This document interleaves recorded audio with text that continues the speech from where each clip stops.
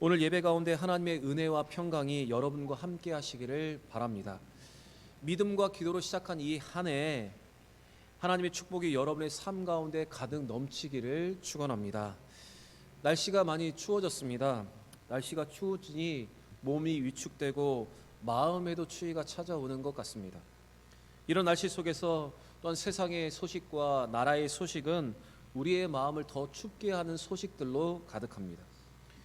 이렇게 모든 것이 춥게 느껴질 때 우리는 믿음의 사람으로서 이 추운 겨울을 어떻게 이겨야 하냐면, 우리에게 주신 하나님의 따뜻한 은혜 그리고 따뜻했던 감동의 일들을 우리는 생각하면서 이 추위를 이겨내야 합니다. 그렇게 좋은 것들, 따뜻한 은혜를 되새길 때 우리는 이 겨울 춥지만 그래도 따뜻하게 보낼 수 있다고 저는 생각합니다. 사랑하는 여러분, 이 추운 겨울에 우리의 마음을 엄습하는 차가운 생각들, 또한 차가운 마음을 버리고 따뜻한 은혜와 생각들로, 따뜻한 말과 격려로 이 겨울을 춥지만 그래도 따뜻하게 보낼 수 있는 우리 모두가 되기를 바랍니다. 모든 것이 생각하기에 달려 있습니다. 모든 것이 마음의 문제입니다. 잠언 4장 23절에 이렇게 기록되어 있습니다. 무릇 지킬 만한 것보다 더욱 내 마음을 지키라. 생명의 근원이 이에서 남이니라. 여러분, 모든 것이 어디서 난다고요? 마음에서 시작된다. 우리 영과 마음을 따뜻하게 지킬 수 있는 우리 모두가 되기를 원합니다. 춥지만 우리의 마음, 우리의 영혼만큼은 따뜻하게 살아가는 귀한 우리 성도들 되시기를 바랍니다. 우리 옆에 분 가면 이렇게 인사했으면 좋겠습니다. 생각의 문제, 마음의 문제입니다. 인사하겠습니다. 생각의 문제, 마음의 문제입니다. 다시 한번 인사하겠습니다. 춥지만 따뜻하게 삽시다. 인사하겠습니다. 춥지만 따뜻하게 삽시다. 추운 겨울이지만 우리의 마음만큼은 따뜻하게 살아가는 한 주가 되기를 바랍니다. 하나님께서 우리를 부르실 때 우리의 현재 모습이 아닌 우리의 잠재력을 보시면서 우리를 부르십니다.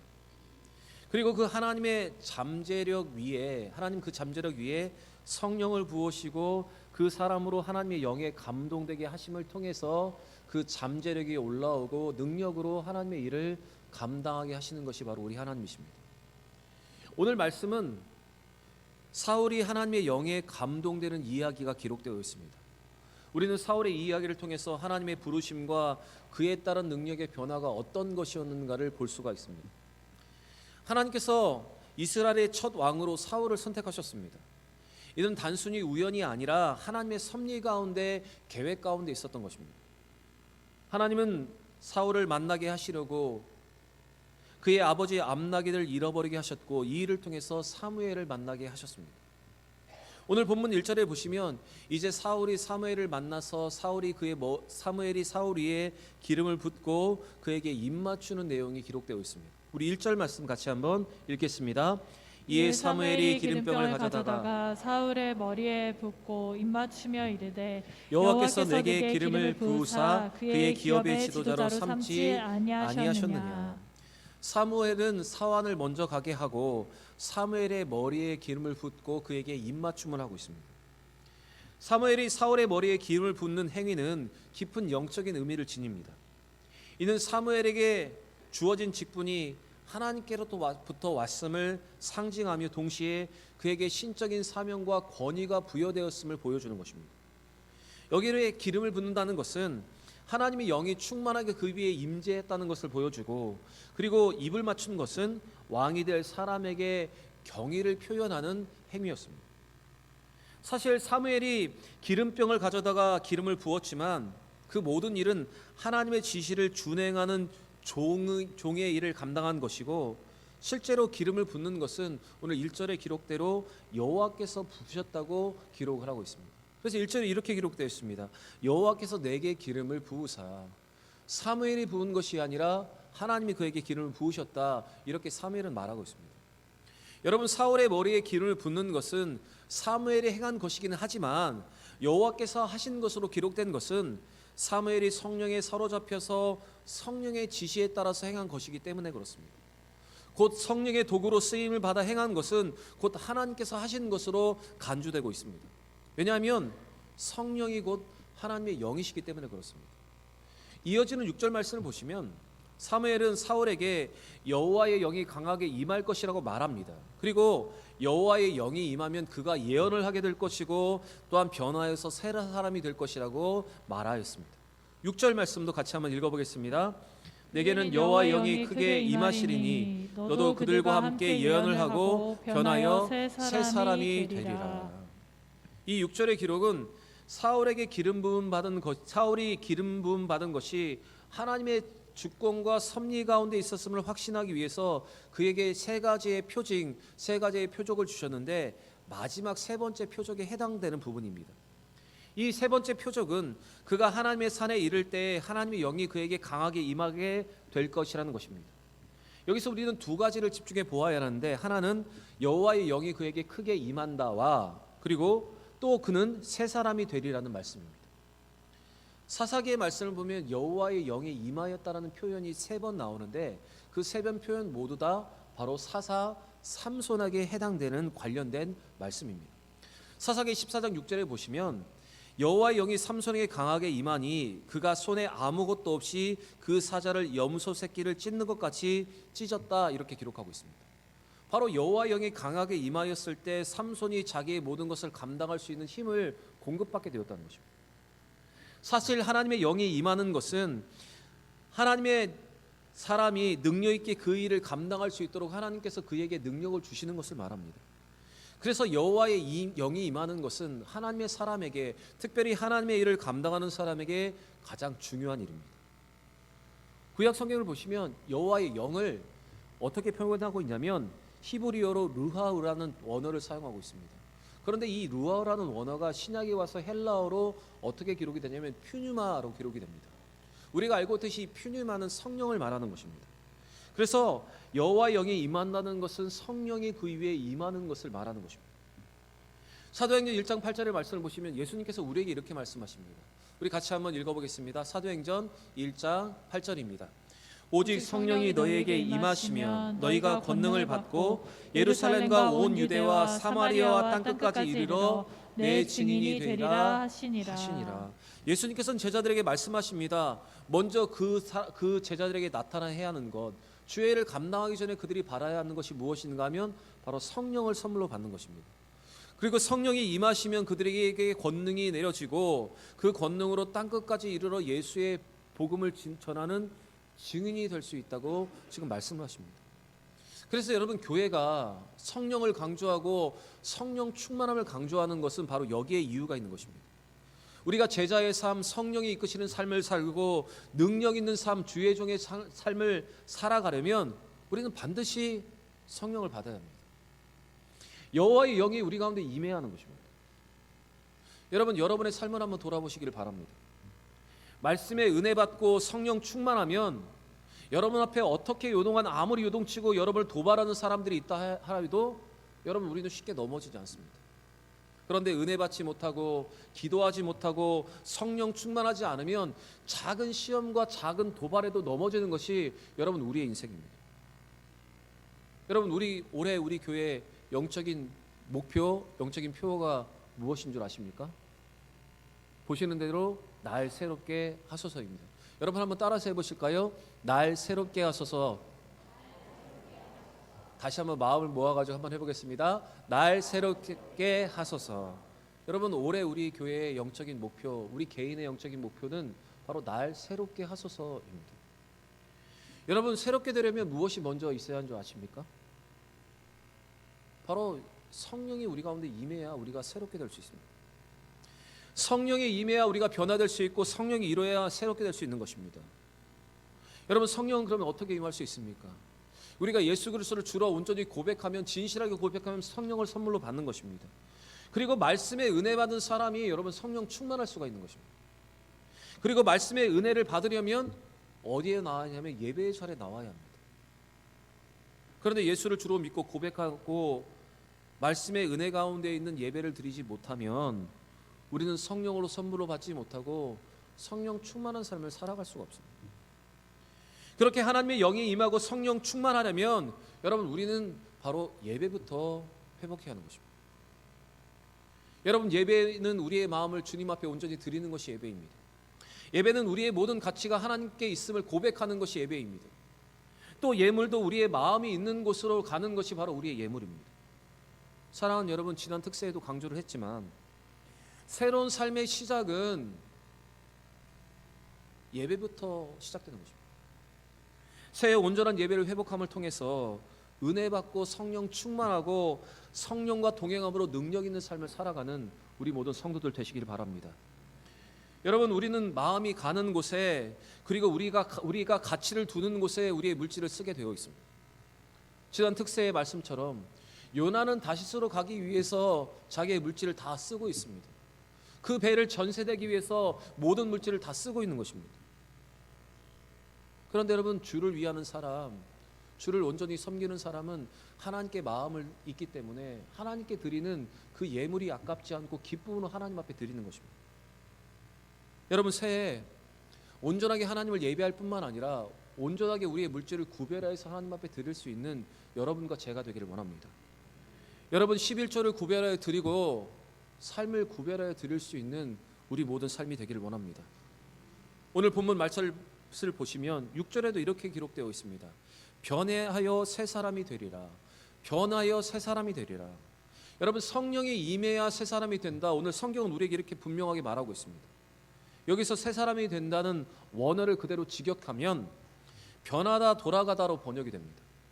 그래서 이 표현은 변화 그리고 바뀜에 초점이 있는 것입니다.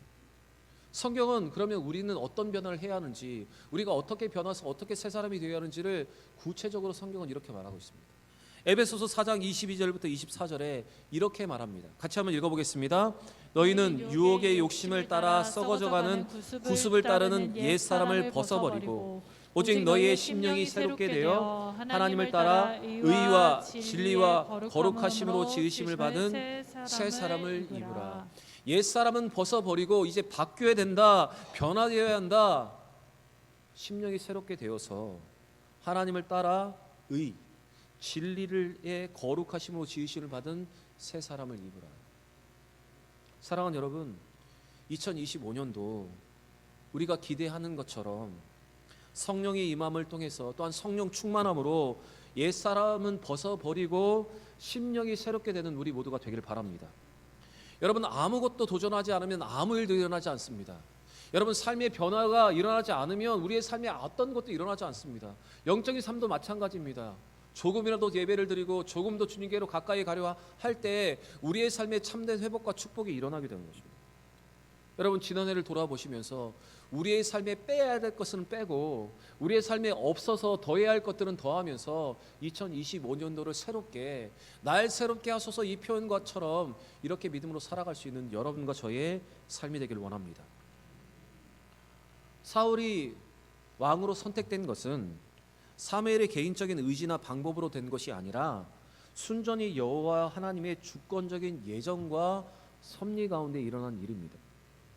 그러나 사울의 입장에서 보면 갑작스러운 이 모든 일들, 갑작스럽게 사무엘을 만나게 되고 사무엘의 초청을 받게 되고 또한 사무엘에게 기름 부음을 받는 이 모든 과정들을 보면 사울에게서 너무나 당황스러운 일이 아닐 수 없습니다. 그래서 하나님은 사울이 이 모든 것이 하나님의 섭리 가운데 일어난 것임을 확신할 수 있도록 세 가지의 표징, 세 가지의 표적을 사울에게 보이셨습니다. 첫 번째 표적은 그가 잃어버린, 아버지가 잃어버린 나귀를 찾았다는 소식을 듣는 것이 첫 번째 표적이었습니다. 그것이 2절의 기록인데, 이것은 개인적인 상황과 환경이 열리게 되는 것, 막혔던 모든 것이 뚫리고 묶였던 모든 것이 풀어지는 역사를 통해서 이것이 하나님의 사인이구나, 하나님의 표징인가를 깨닫게 하시는 것입니다. 이걸 우리의 삶으로, 우리의 상황과에 접목해 보면 우리의 삶과 삶을 회복을 통해서 우리에게 소명이 확실한 것과 하나님의 뜻이 분명하다는 것을 우리에게 보여주기 위한 하나님의 놀라운 일들도 이것으로 말할 수 있습니다. 그리고 두 번째 표적은 어떤 예배자로부터 문안 인사와 떡 2덩이를 받게 되는 것입니다. 3절과 4절 말씀을 보시면 정확하게 표현을 하고 있는데, 세 사람이 베델로 올라가다가 한 사람은 염소 새끼 3마리를 이끌고 한 사람은 떡 3덩이를 가지고 한 사람은 새 포도주를 가지고 올라가는데, 그 중에 떡을 든 한 사람이 떡덩이 2개를 지금 사울에게 준다는 것입니다. 여러분 우리가 떡을 생각하면 우리는 요만한 떡을 생각하지만 이스라엘의 떡은 이만한 떡입니다. 이 떡 덩어리를 2개를 준다는 것입니다. 이것은 사울이 받은 최초의 예물 또한 경외의 표현을 상징합니다. 그래서 사울이 이제 사람들로부터 나를 왕으로 세우시는 거구나 확신을 얻게 되고 확인을 하게 되는 것이 바로 이 2번째의 표적이었습니다. 그리고 3번째의 표적은 사울이 여호와의 산에 이를 때 하나님의 영이 그에게 강하게 임하면서 그가 예언을 하게 되는 표적이었습니다. 그것이 5절과 6절의 기록입니다. 이것은 그가 블레셋의 영문이 있는 이 블레셋의 접경지를 원래 이스라엘의 땅이었던 그 땅을 회복하게 될 것임을 하나님이 보여주는 분명한 표징이었습니다. 그런데 여러분 이 표적들을 잘 보시면 땅의 이름 그리고 사람들의 숫자 그들이 나누게 된 대화 그리고 상황의 묘사들이 정확하게 기록되어 있습니다. 그리고 구체적으로 기록되어 있습니다. 이것은 결코 혼동할 수 없는 분명한 표적이 됨을 그에게 보여주고 있는 것입니다. 여러분 이처럼 하나님께서는 당신의 일꾼을 세우실 때 또한 당신의 일을 우리에게 맡기실 때 지나치리만큼 소명을 확신하는 과정을 우리에게 거치게 하십니다. 다시 말씀드리면 우리가 소명을 받았거나 어떤 일을 진행할 때 그것이 하나님의 뜻인가를 깨달아 알 수 있는 여러 가지 표적을 우리에게 주신다는 것입니다. 사사기 6장의 말씀을 보시면 사사 기드온이 하나님 앞에 하나님의 뜻을 묻는 표징을 구합니다. 그때 양털을 올려놓고 하나님 만약에 하나님의 뜻이면 오늘은 이 양털만 젖고 주변은 젖지 않게 하십시오. 그리고 그 다음 날은 이 양털만 젖지 않고 주변이 다 젖게 하십시오. 말하였을 때 하나님께서 분명하게 당신의 뜻을 보여주셨던 것처럼 분명한 표징과 표적과 또한 일들을 통해서 우리가 받은 소명이 확실한지 우리가 하나님의 뜻대로 살아가고 있는지를 우리에게 보여주신다는 것입니다. 그런데 문제는 분명한 표적에도 불구하고 우리는 소명을 거부하고 있다는 것입니다. 그리고 충분한 소명에 대한 점검 없이 곧바로 일에 뛰어든다는 것입니다. 이 2가지가 우리의 문제입니다. 분명한 표정과 소명이 있음에도 불구하고 일하지 않는 것, 충분한 소명에 대한 점검 없이 쉽게 일에 들어갔다가 실패하는 것. 여러분 우리가 살고 있는 이 신약 시대에 하나님 우리에게 어떤 방식으로 말씀을 하십니까?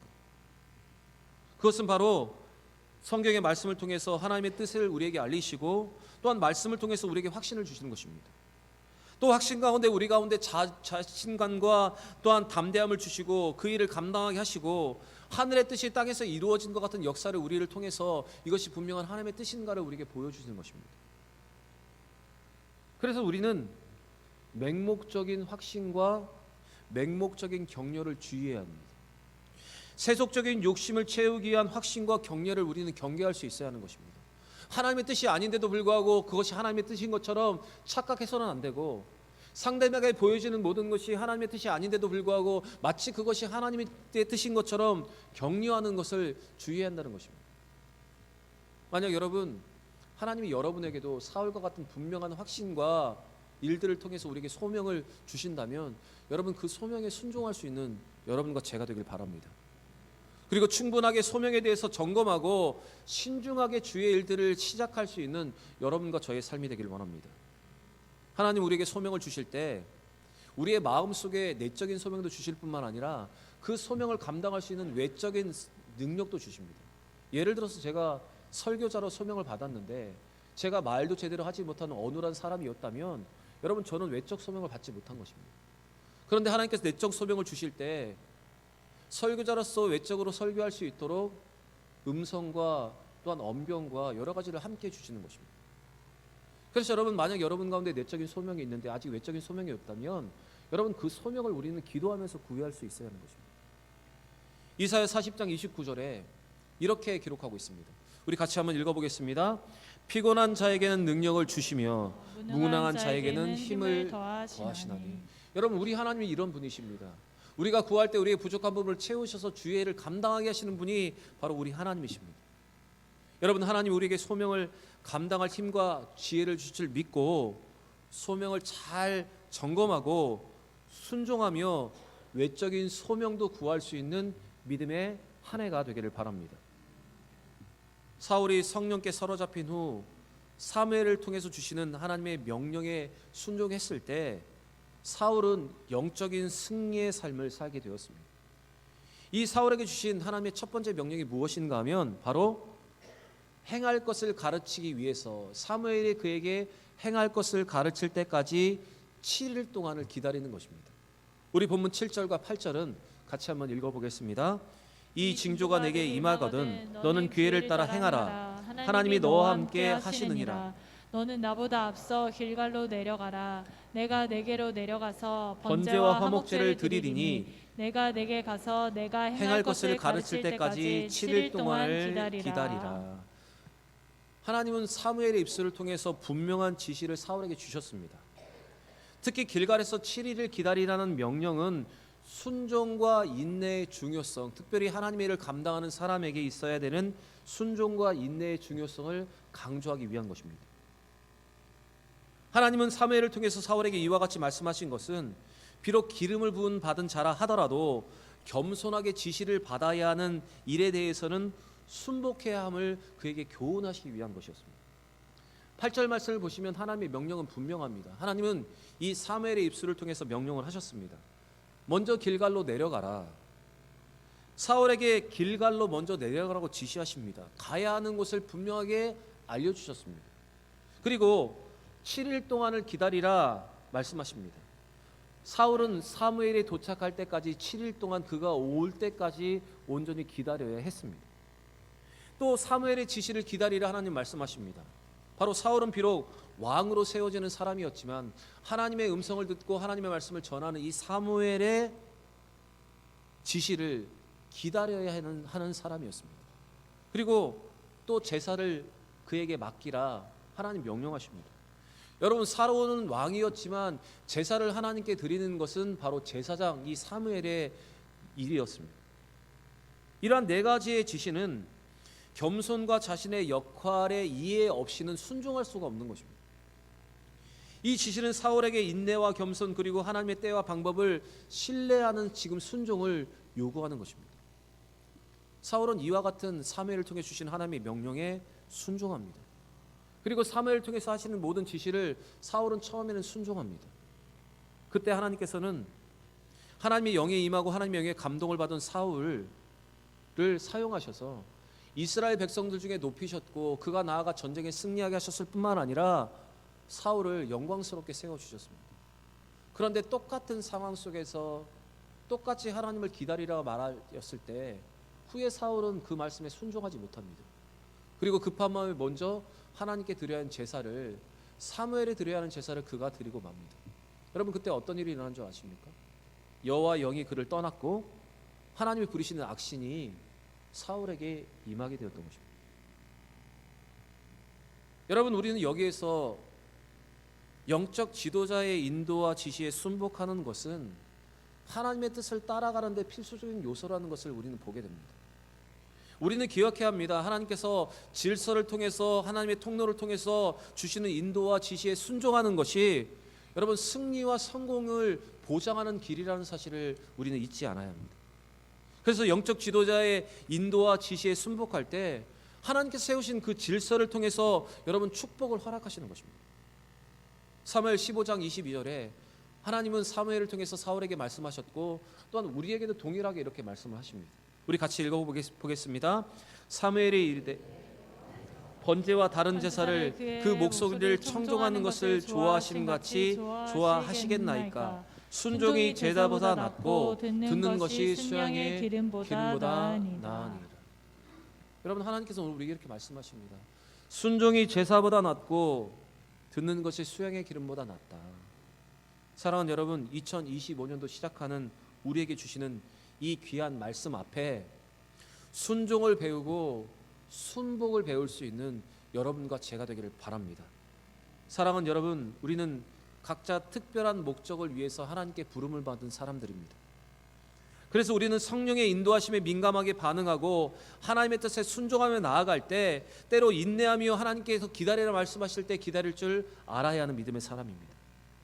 그럴 때 우리도 사울처럼 능력이 있는 도구로 쓰임받게 되고 많은 사람들 앞에서 하나님이 우리를 높이시는 그 은혜를 경험하게 되는 것입니다. 오늘 주시는 이 말씀으로 성령 충만하고 성령의 인도하심을 받으며 기다림과 순종을 통해서 더 복된 한 해를 살아가는 여러분과 제가 되기를 원합니다. 우리가 순종하며 나아갈 때, 우리가 성령의 인도하심을 받을 때, 성령 충만하며 살아갈 때 이 한 해가 복된 한 해, 축복의 한 해가 될 줄 믿습니다. 믿음으로 시작하는 우리 모두에게 이 믿음의 결단을 통해서 2025년도 하나님이 하셨다, 하나님 역시 하나님이시다, 우리의 입술에 이러한 찬양이 넘칠 수 있도록 온전한 기다림과 순종이 있는 여러분과 저의 삶이 되시기를 우리 구주 예수 그리스도의 이름으로 간절히 축원합니다.